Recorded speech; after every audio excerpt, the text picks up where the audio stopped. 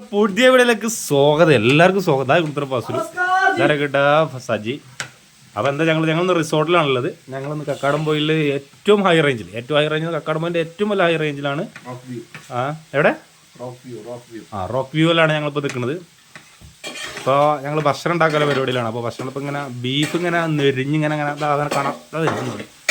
ഇതാ ഉണ്ണി ഓനാണ് നമ്മളെ പണ്ടാരി main chef.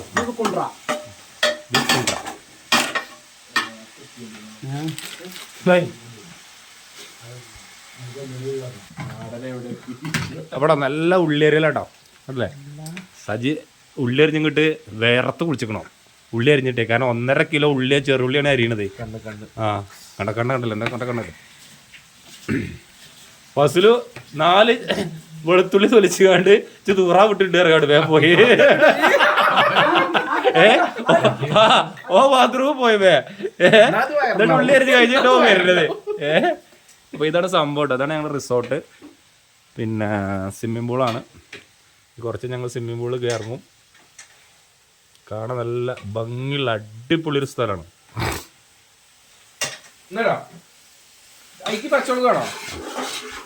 അത് മാത്രല്ല കേട്ടോ, ഇതോടെ ബീഫ് മാത്രല്ല, ഇവിടെ എല്ലാ സാധനം നിങ്ങൾക്ക് ഞാൻ വേറെ കാണിച്ചുതരാ.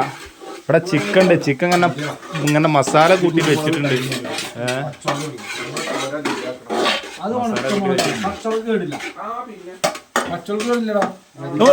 ബീഫിന്റെ പേരെന്താണ്? എന്താ ഉണ്ടാക്കണേ? ബീഫ് കൂന്താളിയോ? ബീഫ് കൂന്താളിയാണ്. ബീഫ് കൂന്താളി. ബീഫ് റെഡി ആക്കുന്നുണ്ടോ? അപ്പൊ കൂന്തളി ബീഫ് ഒന്ന് നോക്കാം നമ്മള്.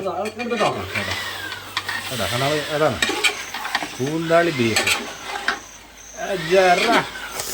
ഒരു കഷ്ടം കിട്ടും.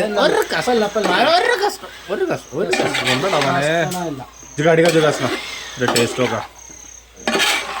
ഒരു ബ്ലോഗർ ചോദിക്കുമ്പോ നിങ്ങൾ തരാക്കാൻ പാടുള്ളൂ.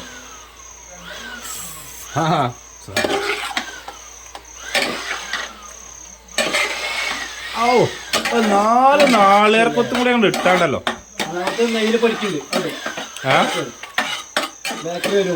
അത് ദമ്മാക്കാം.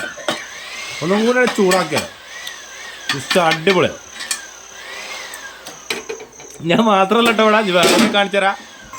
അവിടെ കാട്ടുന്നുണ്ട് നിങ്ങള്. ഇതെന്താ സംഭവം എന്താ? ഇത് പൂത്തിരി കത്തിച്ചല്ല, ഇതിന്റെ പരിപാടിയാണ്. ഇത് അൽഫാമിന്റെ പരിപാടിയാണ്. അപ്പോൾ സജി ഉണ്ടല്ലോ നിങ്ങൾ എൻ്റെ പരിപാടിയിലാണ്.